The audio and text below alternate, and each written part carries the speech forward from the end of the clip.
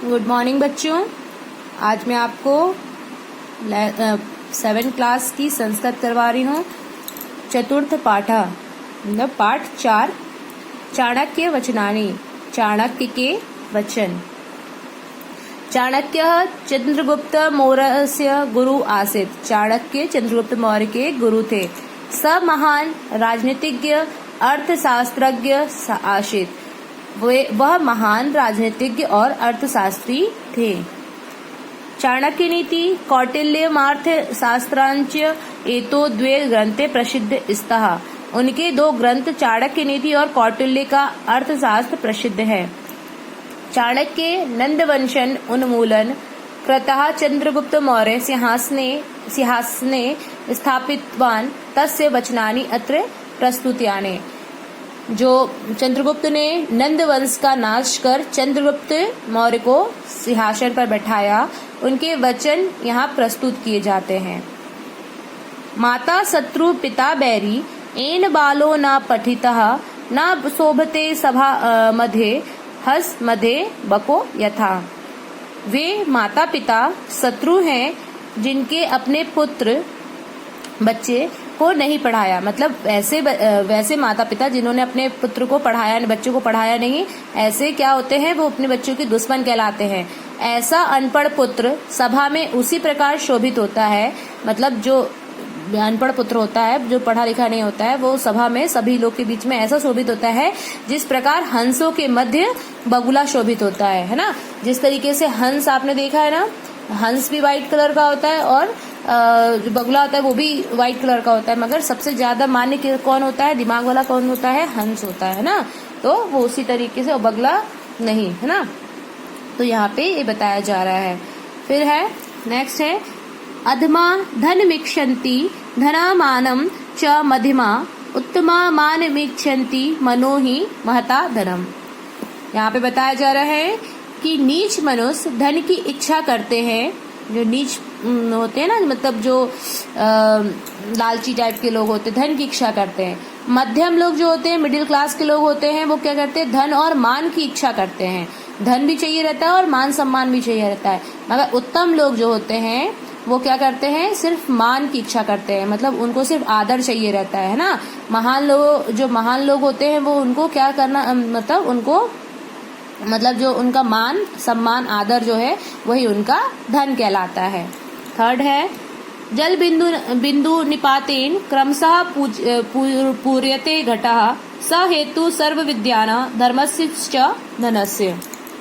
यहाँ पे बताया जा रहा है कि पानी की एक एक बूंद गिरती रहने से घड़ा भी भर जाता है ना। पानी की एक एक बूंद अगर कहीं टपकती और उसमें अपन बर्तन लगा दे तो घड़ा रख दे तो वो भी भर जाता है। उसी तरीके से धर्म और धर्म जैसे हम धर्म कार्य जो होते हैं ना, उनको अगर करते जाए और एक एक रुपए धन इकट्ठा करते जाए, है ना। सभी विद्याओं का एकमात्र हेतु यही कारण। मतलब अगर हम धर्म को रोज रोज थोड़ा थोड़ा धर्म करें, जैसे मान लो किसी की हेल्प करें या हम किसी की सहायता करें, है ना, मतलब किसी के लिए अच्छा कर्म करें, पूजा पाठ ये सब करें, तो क्या होता जाता है, ये धीरे धीरे इकट्ठा होता चला जाता है। उसी तरीके से जैसे कि हम एक एक रुपए रोज गुल्लक में डालेंगे और वो एकत्रित होते होते क्या हो जाता है, बहुत ज्यादा मात्रा में बढ़ जाता है ना।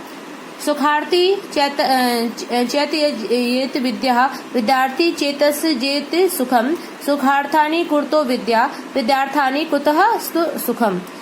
यहाँ पे बताया जा रहा है सुख को चाहने वाला, जो सुख की इच्छा रखने वाला होता है, विद्या को छोड़ दे। विद्या अगर छोड़ दे, यदि विद्या को चाहते हो तो सुख को छोड़ दो। जैसे कि अगर सिर्फ सुख चाहते हैं तो हमें विद्या हासिल नहीं करना चाहिए, क्योंकि विद्या हासिल करने में हमें परिश्रम करना पड़ता है। और जो विद्या हासिल करना चाहता है उसको सुख को छोड़ देना चाहिए, है ना। तो अगर हमें रियल में विद्या मतलब पढ़ाई करनी है और अच्छे नंबर लाने हैं तो हमें सुख का त्याग करना चाहिए। सुख चाहने वालों को विद्या कहाँ प्राप्त होती है और विद्या हासिल करने वालों को सुख कहाँ प्राप्त होता है। जैसे जो व्यक्ति अगर सुख की इच्छा करता है, मतलब सिर्फ ये सोचे आराम करूं, आलस में पड़ा रहूं, तो उसको कभी विद्या नहीं हासिल हो सकती। और विद्या हासिल करने वाला व्यक्ति जो पढ़ाई करना चाहता है उसको कभी भी सुख नहीं मिलता है। सुख इसलिए नहीं मिलता है क्योंकि उसको बिस्तर पे सोने का टाइम नहीं मिलता है ना। फिर है तक्षकस्य विषदन्ते मक्षिकाया विषमुखे वृश्चिकस्य विषपुच्छे सर्वांगे दुर्जनस्य तु। यहाँ पे ये बताया जा रहा है कि सर्प के दांत में विष होता है, जो सांप होता है उसके दांत में क्या होता है, विष, है ना, जहर होता है। मक्खी के सिर में विष होता है, जो मक्खी आप जानते हो ना, उसके सर के ऊपर जहर होता है, विष होता है। बिच्छू की पूंछ में विष होता है, जो बिच्छू होता है उसकी पूंछ में जहर होता है। लेकिन दुर्जन के सभी अंगों में विष होता है। दुर्जन मतलब जो बुरा व्यक्ति होता है उसके पूरे शरीर में जहर होता है। ठीक है, फिर है कामधेनु गुढ़ा विद्या सर्वदा फलदायिनी प्रवासे मात्र सदार्शी विद्या गुप्त धनम स्मृताम। यहाँ पे ये बताया जा रहा है कि कामधेनु जो है, कामधेनु कौन है, जो अपनी इच्छा को पूरी करने वाली गाय, सबकी इच्छा को पूरी करने वाली गाय जो कि स्वर्ग लोक में रहती है ना, तो सदा विद्या कामधेनु के समान हमेशा फल देने वाली होती है। अगर हम विद्या हासिल कर ले तो हम मतलब एक बार हमें ज्ञान हासिल हो जाए तो कामधेनु के समान हो जाता है। क्यों? क्योंकि अगर हमें ज्ञान अगर हो गया तो हम किसी भी अपनी इच्छा को पूरी कर सकते हैं। जैसे हमने पढ़ाई कर ली तो हमें सब चीज समझ में आने लगता है ना। उसी तरीके से प्रवास के समय वह माता के समान होती है। प्रवास के समय मतलब हम कहीं जाते हैं तो उस समय में उस समय वो हमें माता का काम करती है। और विद्या में गुप्त धन कहा गया है। विद्या को क्या कहा गया है? विद्या को गुप्त धन कहा गया है ना।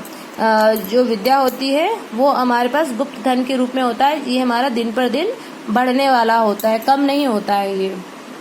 एके नापि सर्व एक क्षण पुष्पी तेन सुगंधिना वासित तदन सर्वे सुपुत्र कुल यथा। इसका मतलब है जिस प्रकार अकेला पुष्प मतलब फूल वृक्ष जंगल को सुगंधित नहीं कर देता, जैसे एक फूल पूरे जंगल को सुगंधित कर सकता है क्या, महका सकता है? नहीं। उसी प्रकार एक सुपुत्र संपूर्ण कुल परिवार को एक पुष्प पूरे जंगल को सुगंधित कर देता है। उसी प्रकार एक सुपुत्र मतलब एक अच्छा बच्चा जो मतलब पढ़ा लिखा और दिमाग वाला होता है, वो अपने परिवार के नाम को उन्नत कर देता है, मतलब उज्जवल कर देता है ना। सभी के नाम को अपने नाम को रोशन कर देता है, अपने परिवार का मान सम्मान बढ़ा देता है ना। पूरे मतलब जैसे एक सुगंधित फूल चारों तरफ पूरे वन में अपनी सुगंध को फैला देता है ना, उसी तरीके से एक बच्चा भी जो अच्छा बच्चा है ना, अपने लक्षणों के द्वारा अपने अच्छे कर्मों के द्वारा पूरे अपना तो नाम रोशन करता ही है, साथ में अपने परिवार का नाम भी रोशन कर देता है। ठीक है बच्चों, अब आपको इसमें ये जो आपको दिए गए हैं पद मतलब छोटे छोटे उसमें जो श्लोक दिए गए हैं आपको याद भी करना है और आपकी कॉपी में कम से कम 2 श्लोक लिखने हैं, कोई से भी 2 श्लोक, इसमें से 6 में से 7 में से, और उसको याद भी करने पेपर में आएगा। और फिर आपको शब्दार्थ करना है और बाकी का फिर मैं आपको क्वेश्चन आंसर के PDF सेंड करूंगी। Thank you.